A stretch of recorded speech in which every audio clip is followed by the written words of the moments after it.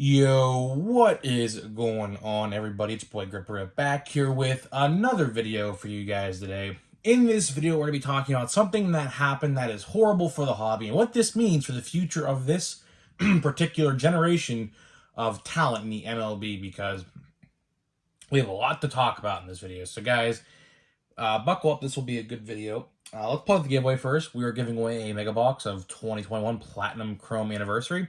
All you guys need to do is be subscribed, like this video, turn on notifications, comment your favorite moment in the MLB this year, and go stream my new song after the video is over. Link is in the description. And if you enjoy the song, guess what? We have a new one coming out August 26th. So hopefully you guys enjoy that as well. And one last thing before we get into it. Unfortunately, like half of my family tested positive for the thing, and I was around them quite a bit. So if eventually it happens to me and I don't upload for a couple days, I don't know. They seem to be fine. They just have like a stuffy nose. So I don't know if I'll get it that bad. If they didn't, I got the shot or whatever. So, I shouldn't get it that bad. But in case I do, I'll probably post a community post saying I won't upload for a few days or something. But if I do get it, I'm going to try to, make videos for you guys still. Because, I'm like that. I don't like to miss uploads. So if it happens, I'm sorry. It's just, I guess, the way life goes sometimes. So let's get into the topic of today's video, shall we? And hopefully, if my storage stays intact, which I had to buy storage and everything because it would only let me upload 8-minute videos. Hopefully, if my storage doesn't mess up, we are bringing back 10 to 15-minute videos probably next week, as long as my storage actually works. So hopefully this stays the way it is, and guess what? We'll be having 10 to 15-minute videos like how I used to when I first started the channel back up in like January and February. So let's get into today's topics of discussion. And it's very upsetting because what we're going to talk about are two of my favorite players. Now, if you guys have been living under a rock, which I assume you guys know who I'm going to refer to, Fernando Tatis Jr., tested positive for PEDs and is now suspended 80 games. Basically, wrapping up. Well, it did wrap up his season and 40 games of next year's season. It's very unfortunate because he was probably one of the most collectible players of this generation. And it sucks because now everything is taking a huge dip in his, I should say, cards. I have a lot of rookie cards of his. I have the base paper. I have the chrome version of his rookie card. I even got an autographed bat last year of Tatis for Christmas. So, I'm a huge Tatis guy. I just think he's a very, marketable player. I think he, at one point, was, the face of the MLB, like in 2020 with the whole 3-0 swing thing in Texas, where the Texas manager got mad and then the San Diego's manager got upset that he swung 3-0.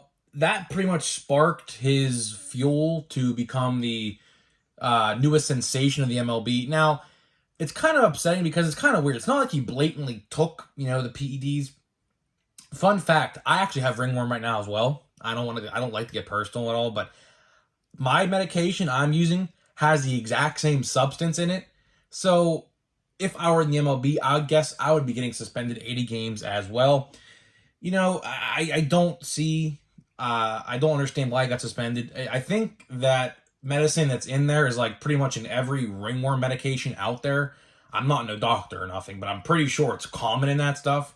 But, he should have known it was in there. He should have known, someone should have told him beforehand. It's very upsetting because, like I said, his stuff is just going to plummet now in the, sports card market.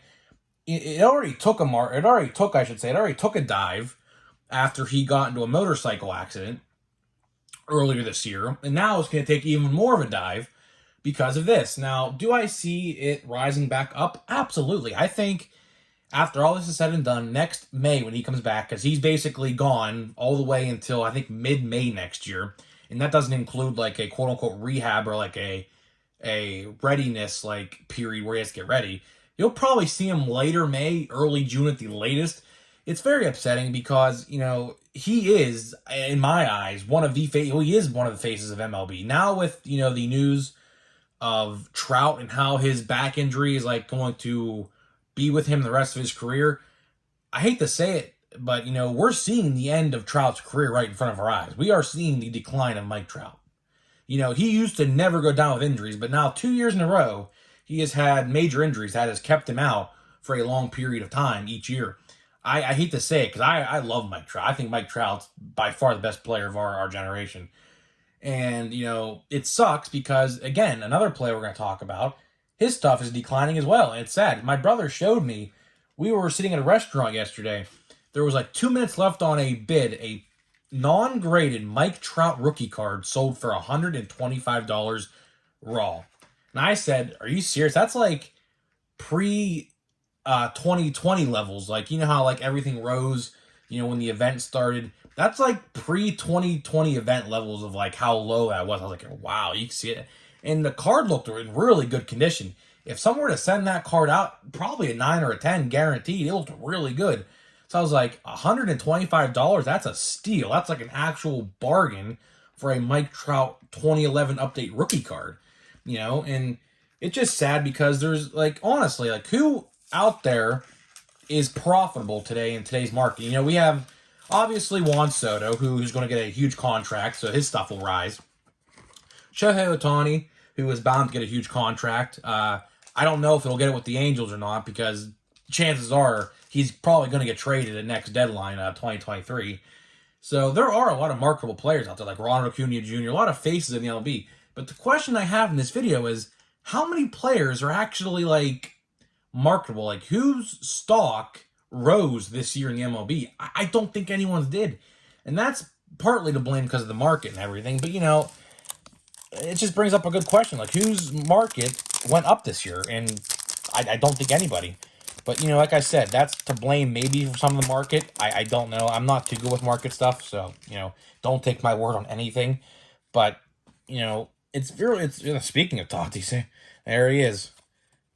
Tatis is still one of my favorite players. I think it's not like he blatantly took him. It was an accident, clearly. But what is this? Ugh. They always like to trick me, man. They always like to trick me. I guess. Fun fact, when I was at PNC Park, we're waiting for autographs, he completely just said, screw us all, and just walked away. That was like a month ago.